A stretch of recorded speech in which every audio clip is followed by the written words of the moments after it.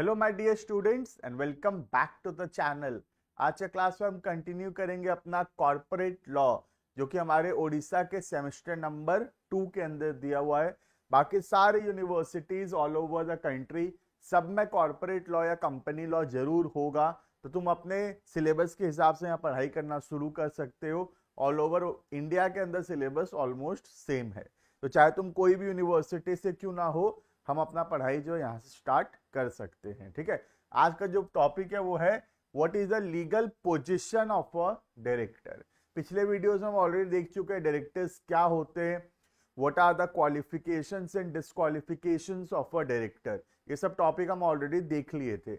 आज हम पढ़ेंगे what is the legal position of a director. But before we start the video, you can download our app का जो link है description में दिया हुआ है, जरूर से उसको डाउनलोड कर लो। उसमें notes, practice questions, exam questions, videos, notes सब कुछ अवेलेबल है वहां पर। प्लस एक व्हाट्सएप नंबर भी है वहां पे। तुम अगर अपना नाम, अपना कॉलेज का नाम उस व्हाट्सएप नंबर पे व्हाट्सएप करोगे तो हम तुमको उस कॉलेज के ग्रुप में भी ऐड कर देंगे, सो दैट तुमको एग्जाम इंफॉर्मेशन मिलता रहेगा। ठीक है, स्टार्ट करते हैं टॉपिक को। टॉपिक का नाम है लीगल पोजिशन ऑफ डायरेक्टर। ठीक है, देखना। It is neither easy nor possible to define the exact legal position of a director. But from the practical point of view, the silent features of legal position of a director are as follows. तो कुछ legal positions बताने का कोशिश किया है। ठीक है, सबसे पहला उसमें डायरेक्टर जो है एक ट्रस्टी है। ट्रस्टी का मतलब होता है जिसको कोई सामान दिया गया है, कोई प्रॉपर्टीज मैनेज करने के लिए दिया गया है विथ अ ट्रस्ट मतलब भरोसा से उसको दिया हुआ है। तो कंपनी और कंपनी के शेयर होल्डर्स डायरेक्टर्स को पूरे ओवरऑल कंपनी का मैनेजमेंट के लिए रखे हैं। तो ये जो कंपनी के मैनेजमेंट के लिए रखा गया है डायरेक्टर्स को, it has been with a trust, एक भरोसे पे रखा गया है डायरेक्टर्स को। और डायरेक्टर्स का ये ड्यूटी बनता है कि जो भरोसे पे रखा गया है उनको, उस भरोसे को वो कभी टूटने ना दे। मतलब they should act as a trustee. Trustee मतलब किसी और का प्रॉपर्टी है और हम उसको मैनेज कर रहे हैं। तो जो डायरेक्टर्स है वो मालिक नहीं है, मालिक तो शेयर होल्डर्स हैं, लेकिन शेयर होल्डर्स के बदले, कंपनी के बदले वो कंपनी को मैनेज कर रहे हैं। ठीक है, देखना। In the case of York and north Midland rail company versus Hudson, हमको नाम लर्न करने का जरूरत नहीं है। ठीक है, it was observed in the court verdict that a director is a person who is selected to manage the affairs of a company in the interest of its shareholders. तो डायरेक्टर वो person है जिसको company manage करने के लिए रखा गया है, किसके इंटरेस्ट पे? शेयर होल्डर्स के। मतलब शेयर होल्डर्स के बेनिफिट्स के लिए काम करने के लिए डायरेक्टर्स को अपॉइंट किया गया है। ठीक है, this selection is a position of trust. ये एक ट्रस्ट का बात है, ये भरोसे का बात है। कंपनी भरोसा किया है डायरेक्टर के ऊपर और उसको काम पर रखा है। And in case a person accept such position, he must accept it and act accordingly. तो ये एक भरोसे का बात है, और अगर एक पर्सन डायरेक्टर का पोस्ट पे अपॉइंट हुआ है तो उसको फिर उस भरोसे पे चलना पड़ेगा। ठीक है, thus the position of a director is a manifestation of trust and confidence that the company has in the person so appointed. तो डायरेक्टर का पोस्ट एक ट्रस्ट और एक कॉन्फिडेंस का पोस्ट है। कंपनी भरोसा किया है डायरेक्टर्स के ऊपर और डायरेक्टर्स को इस काम को करना पड़ेगा as per the requirement of the company. तो पहला पॉइंट हो गया, इसीलिए डायरेक्टर क्या है? कंपनी का ट्रस्टी है। ठीक है, all properties of a company, its capital, cash and other assets are interested to its director and the letters are suppose to function as trustee of this asset. तो इस asset को ठीक से manage करना ये किसका काम है? डायरेक्टर्स का। तो पॉइंट नंबर 1 आता है डायरेक्टर एज अ ट्रस्टी। उसका मतलब है कि डायरेक्टर्स को भरोसे पे, कॉन्फिडेंस पे रखा गया है कंपनी में कि वो सही से डिसीजंस लेंगे, और ये कंपनी, ये डायरेक्टर का ड्यूटी बनता है कि ट्रस्टी के जैसा काम करना और सही से कंपनी जैसा चाहता है उस हिसाब से कंपनी को मैनेज करना। ठीक है। Next, director as agent. दो होता है, अगर तुम पढ़े होगे थोड़ा बहुत फर्स्ट सेमेस्टर में नालायक लोग तो याद होगा, एक होता है प्रिंसिपल और दूसरा होता है agent.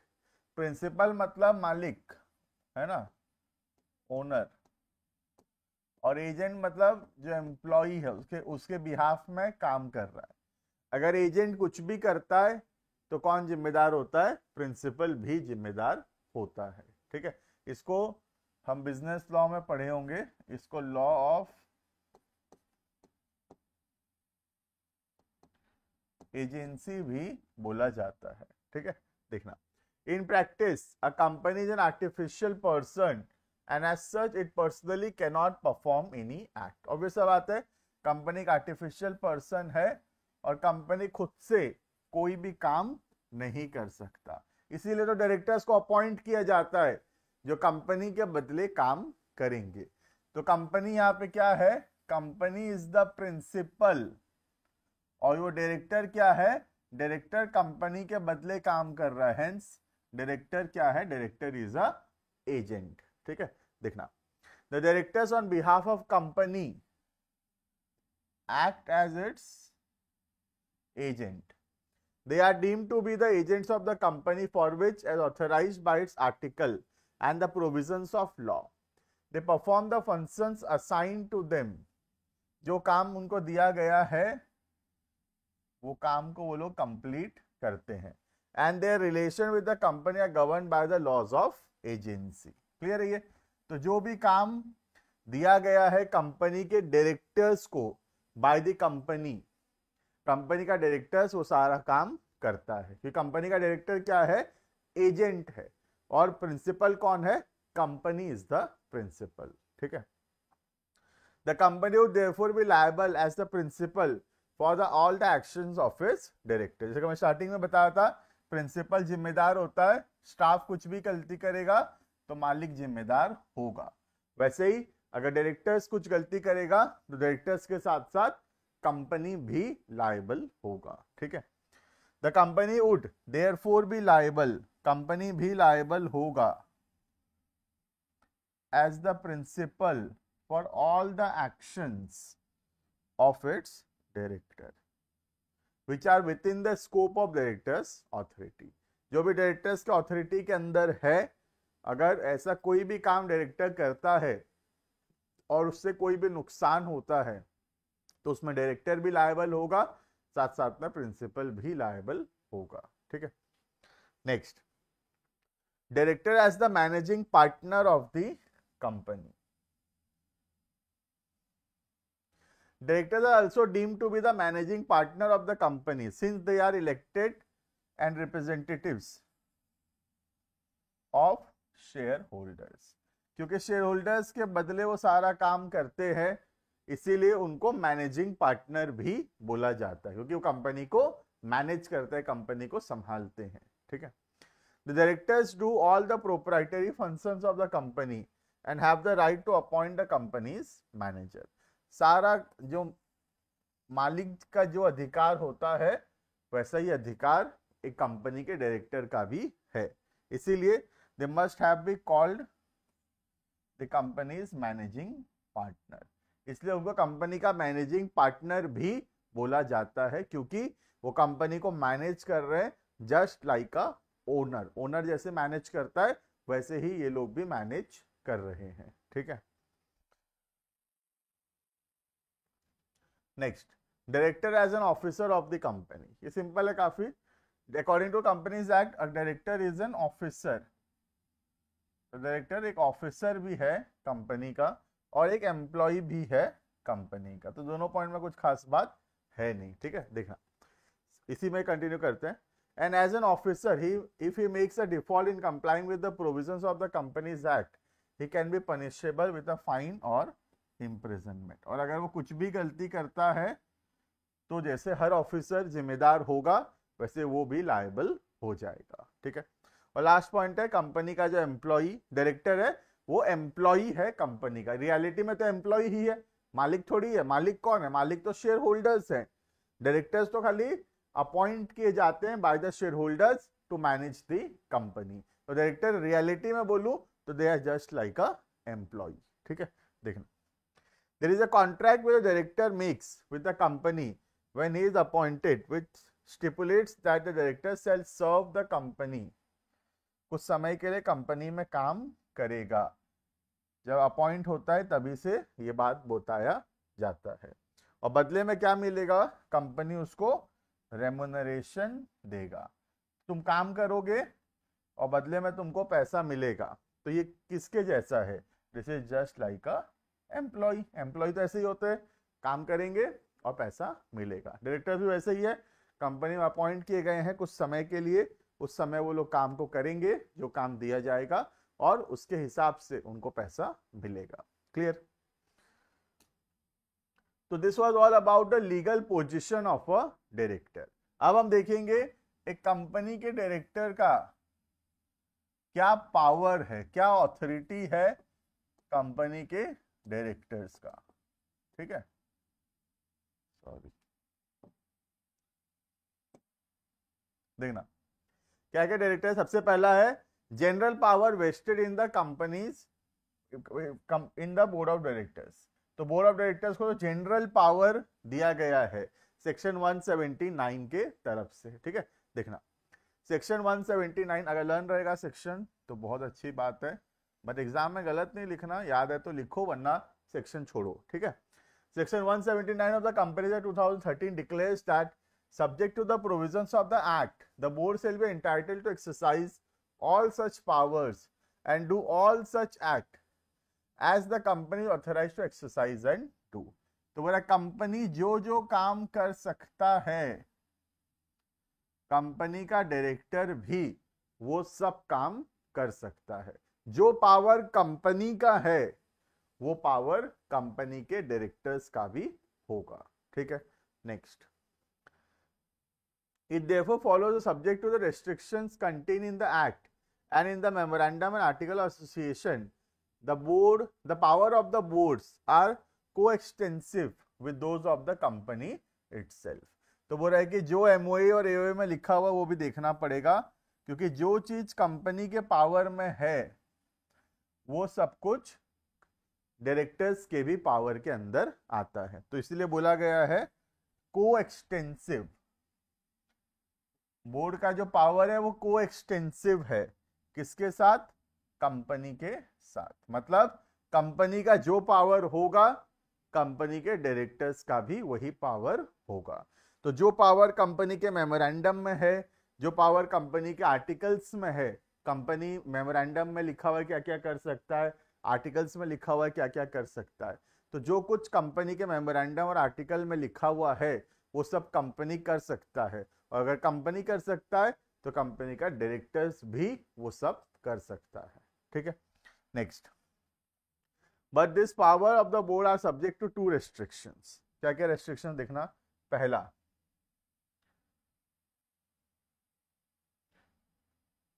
First, the directors can do nothing with the company itself cannot do under its memorandum, any such act ultra vires done by the board shall be void. तो बोल रहा है कि वो काम जो कंपनी ही नहीं कर सकता, कंपनी के एमओए में अलाउड ही नहीं है उस काम को करना, तो अगर कंपनी नहीं कर सकता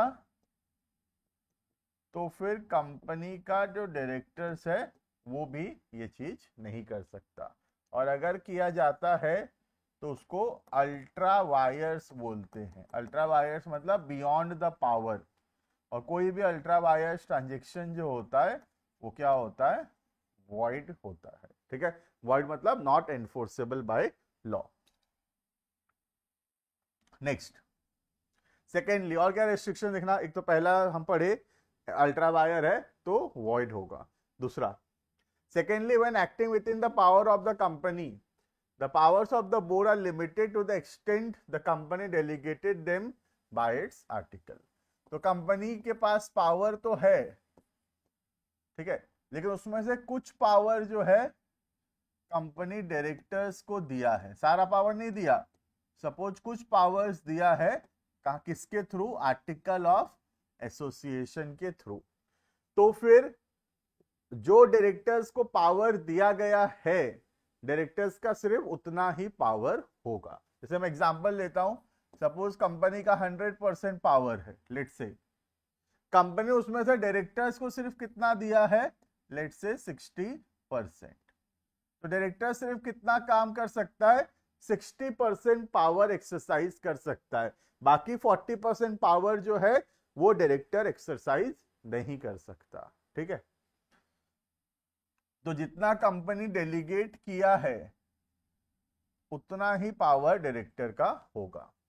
if they act beyond their power but intra vires to the company, अगर ऐसा कुछ करता है डायरेक्टर जो डायरेक्टर के पावर में नहीं है बट कंपनी के पावर में है, मतलब ये बाकी बचा हुआ 40% का बात चल रहा है, ये वाला 40% का, ये कंपनी के पावर में है 40%, लेकिन डायरेक्टर के पावर में नहीं है, और ये 60% कंपनी के भी पावर में है और डायरेक्टर्स के भी पावर में है। तो अगर ऐसा कुछ करता है जो डायरेक्टर के पावर में नहीं था लेकिन कंपनी के पावर में था, तो कंपनी बाद में उसको रेटिफाई कर सकता है। रेटिफाई करना मतलब बाद में शेयर होल्डर बोल सकते हैं चलो कोई बात नहीं, डायरेक्टर किया कर लिया काम तो कोई बात नहीं, उसके पावर में नहीं था लेकिन फिर भी कर लिया, कोई दिक्कत नहीं है, कंपनी के तो पावर में है तो इट इज ओके। ठीक है, if this act are not ratified by the share holder, लेकिन अगर शेयर होल्डर बाद में हाँ नहीं बोलते हैं then the directors may be personally liable. Clear है ये? तो सिंपल रखते हैं इसको, ठीक से समराइज करता हूं मैं। सबसे पहला, सपोज कंपनी का 100% पावर है, अब कंपनी ने उसमें से सिर्फ 60% पावर डायरेक्टर को दिया है, बाकी 40% पावर नहीं दिया। ठीक है, तो डायरेक्टर का पावर कितना होगा? सिर्फ 60% होगा जितना कंपनी उसको दिया है। ठीक है, अब अगर कंपनी का डायरेक्टर ऐसा कुछ करता है जो कंपनी के पावर में है बट डायरेक्टर्स के पावर में नहीं है, दैट मींस ये 40% जो मैं बोल रहा हूं, ये 40% कंपनी के पावर में है लेकिन डायरेक्टर्स के पावर में नहीं है, तो क्या होगा? अगर कंपनी बाद में रेटिफाई कर दिया, कंपनी बोला चलो कोई बात नहीं, डायरेक्टर कर दिया तो कर दिया, कोई दिक्कत नहीं है, तो फिर कोई दिक्कत नहीं है, डायरेक्टर लायबल नहीं होगा। लेकिन कंपनी का जो कंपनी उसको रेटिफाई नहीं किया, कंपनी बोला नहीं नहीं हम नहीं जानते, डायरेक्टर खुद समझेगा, हम उसको हाँ नहीं बोल रहे उस काम को, तो ऐसे में डायरेक्टर्स पर्सनली लायबल हो जाएगा। क्लियर है ये? नेक्स्ट, सम स्पेसिफिक पावर्स, अभी जो हम पढ़ रहे थे वो क्या था? General powers. Next, specific powers. In addition to the general powers vested in the board by section 179 of the Companies Act, certain specific powers has also been confirmed on the board by subsection 3 of this section. The board shall exercise this power on the behalf of the company. क्या क्या power है देखो specific. सबसे पहला, exercise superintendence, control and direction over the affairs of the company, including control over functions of managing director, manager who carry out day-to-day management of the company. तो company का day to day management, control और बाकी लोगों को directions देना, ये power board के पास होता है। ठीक है, मतलब कंपनी का ओवरऑल मैनेजमेंट का जो पावर है that is in the hands of the board.